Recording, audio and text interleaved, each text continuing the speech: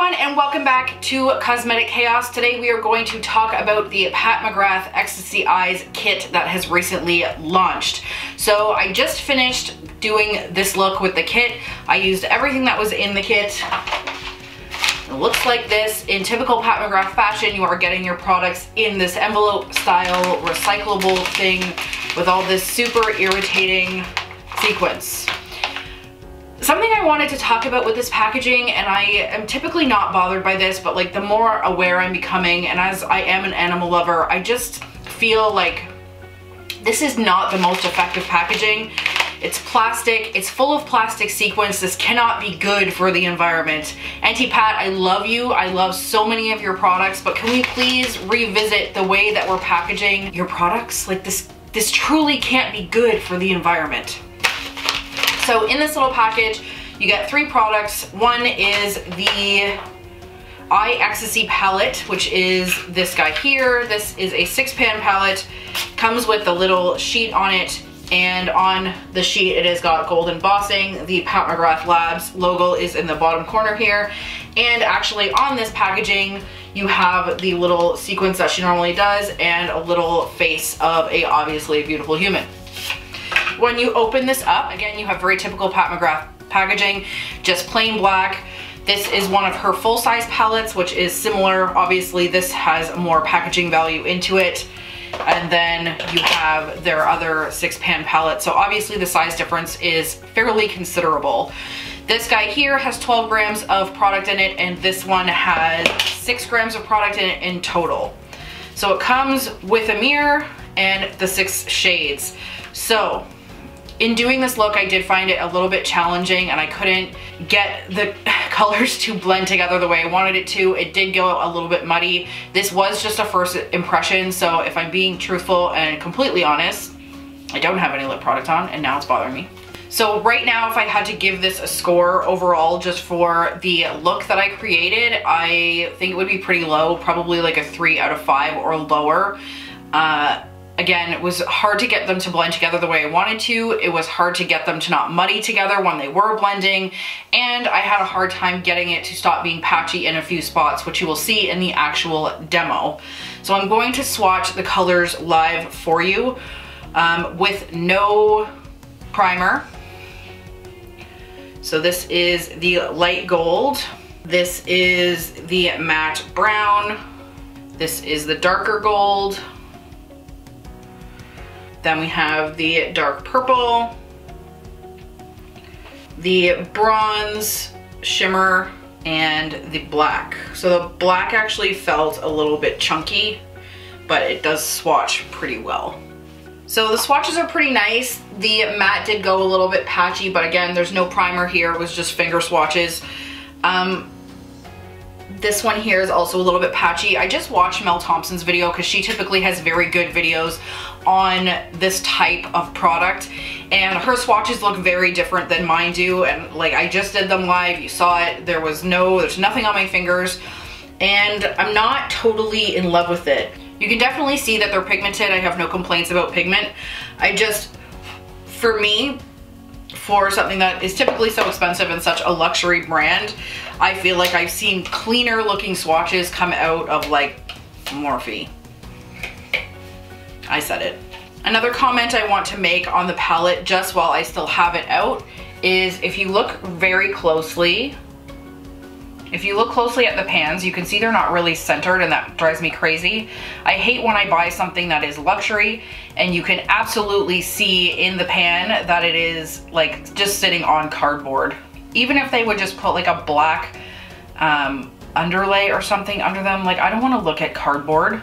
Maybe that's me being really picky, but for $65 for a little micro palette, I expect better. It's not the worst thing I've tried, obviously, but it's also not the best. I think I will probably have to do a products revisited video and talk about this again after I've tried it a few more times. This palette was definitely not my favorite thing they've ever put out, so that was a little bit disappointing. The next product that comes in here is the Angel Dust Crystalline Prismatic Pigment, which is this guy here. In the demo, I used that to kind of clean up the look, and that is what is, for the most part, on my lids at this point.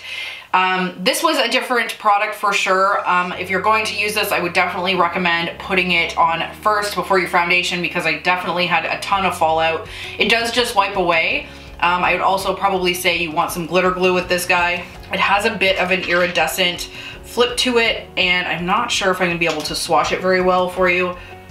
Yeah, it's hard to swatch, and I had a hard time getting it out of the container. Maybe I'm just having a bad morning, but like, maybe I'm having just a bad morning and I'm now taking it out on Pat McGrath. But you guys know I really like her stuff. I'm pretty disappointed in this, and I will play with it a little bit more, and I might ultimately return it because I don't see myself having to put this much effort into a product, especially a luxury product. But the last product that comes in here is the FetishEyes Mascara. So this is another, so far, I don't love it, but I don't really hate it either. It did give really nice lashes, like very big brush. Definitely gave me some definition in my lashes that I don't get from other mascaras, which I think is a huge positive, but it also didn't give me any crazy length. Even when I was applying it on camera, I didn't really notice a huge difference picking up on camera between one or the other. I think maybe I need to try it with no other makeup on to actually give it a really good go, so you can really see if there is a difference. But I put it on after I put my eyeliner on, which I would normally do, and I didn't notice a big enough difference to make me run out and buy it. Alright, so we're going to give the Eye Ecstasy kit from Pat McGrath Labs a try. I'm going to open it up and do a full look with hopefully everything that's in here, which is the little palette, the mascara, and the little eye topper. So we're going to start the look with the CoverGirl lid lockup. And I actually feel really good about this primer in particular because I got it for $2. It made its way into a clearance bin somehow, even though it's like brand new. But some of my lashes don't do that. I know less is more with primer, but so far with this one, I find that I can actually tolerate a little bit more, and it punches up the eyeshadow a little bit. So Pat McGrath packaging is not my favorite, and this is for one reason why. No matter what, you end up with these godforsaken sparkles everywhere. So the palette looks like this. This is just a little sheet, and there we go. There's glitters everywhere. So I wasn't sure what size the actual palette would be when I saw this online, so I did end up grabbing it. So this is the pan sizes in this guy. So this was $65. It comes with a mini of the mascara. The mini mascara is 5 milliliters. The full size is 8 milliliters, so that's actually a pretty good deal, especially if you're someone who moves through mascara fairly frequently. The mini actually has quite a bit of product in it. So I am gonna just jump into a look. Truthfully, if I had to pick an everyday palette for someone, this would be pretty solid shades to choose from, really. Something I will mention is there are what seems to be 4 shimmers, 1 matte, and the black seems to be like a satin. Also, there is shade names on the back of this, but they're not on the actual palette.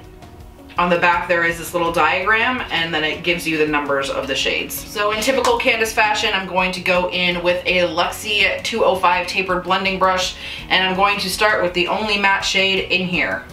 That's alright, it is a shade that speaks to me regardless.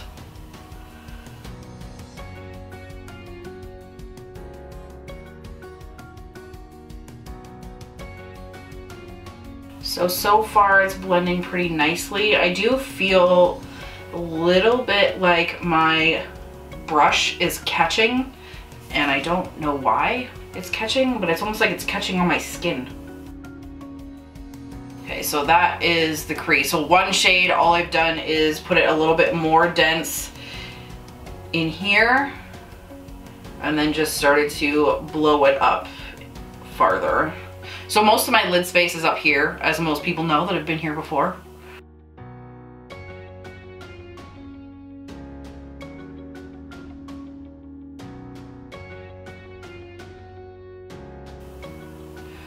Can't seem to get it to take to this part of this one eye. Am I the only one that experiences that with eyeshadow, where just like periodically the powder just doesn't want to fuse with certain parts of the eye?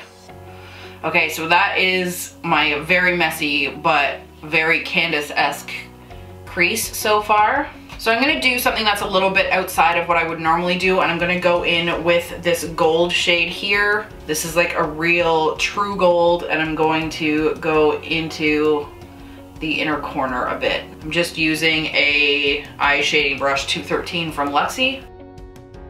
It's no secret I really like Pat McGrath shadows, so I was interested to see if this was going to be a different formula.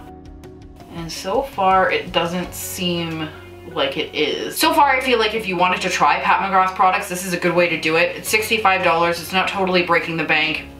Truly, most people, no, I can't say most people, but a lot of people aren't burning through eyeshadow super quickly anyway. There's a lot of good, like everyday type shades in here.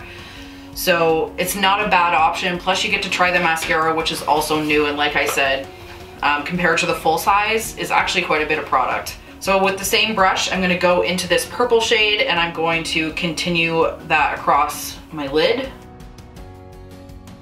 Okay, so this I'm not totally in love with. It has potential, but I've seen better.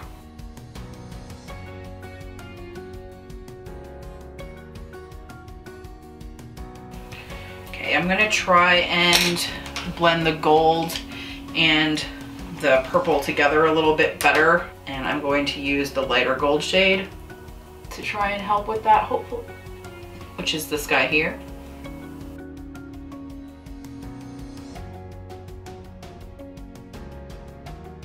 This is what I get for trying to do something different. And I'm going in with a Luxe 211 concealer brush that I actually use for eyeshadow all the time into this shade here in the middle, and that's what I'm going to put on the outside.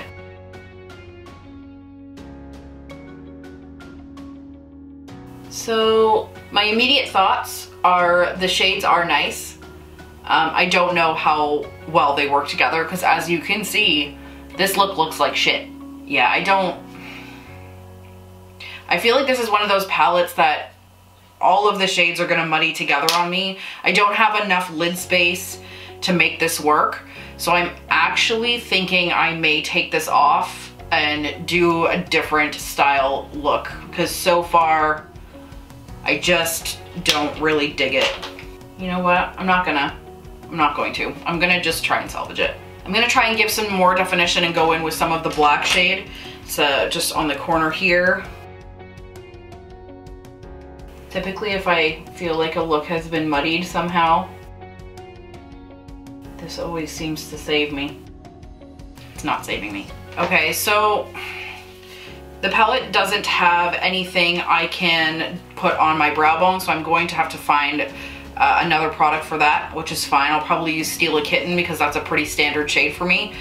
I think this palette is probably best left served with one shade in the crease, one shade on the lid, and maybe like just slight definition into the crease with the black. But let's go in with the little single and see if we can add some fun.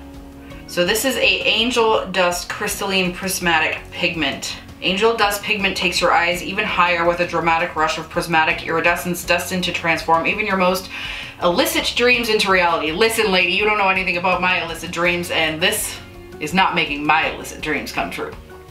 Layer on top of eyeshadow for a dizzying prismatic effect, or wear alone for a glittering veil of luminous color.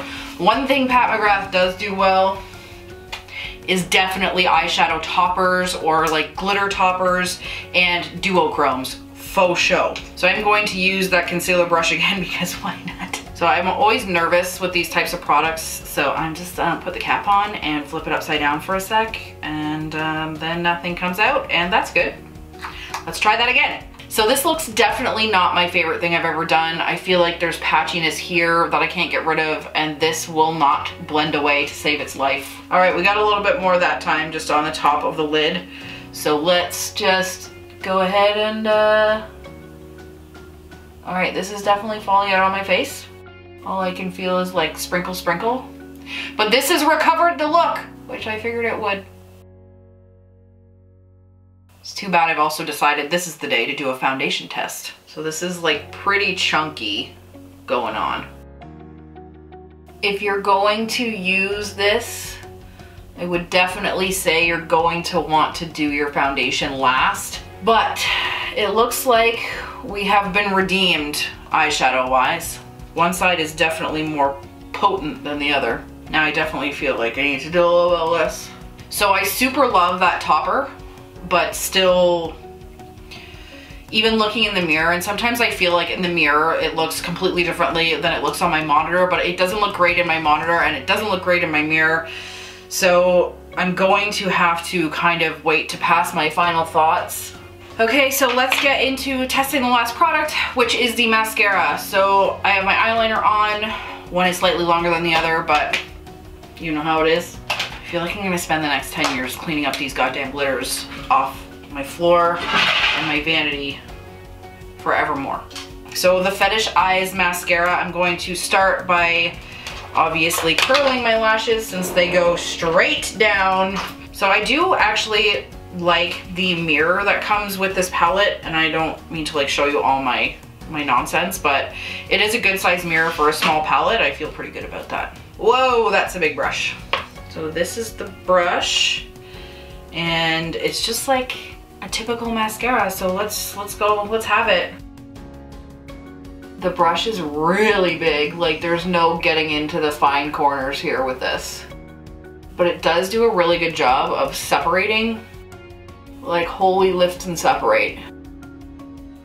I would probably compare this to like Million Lashes.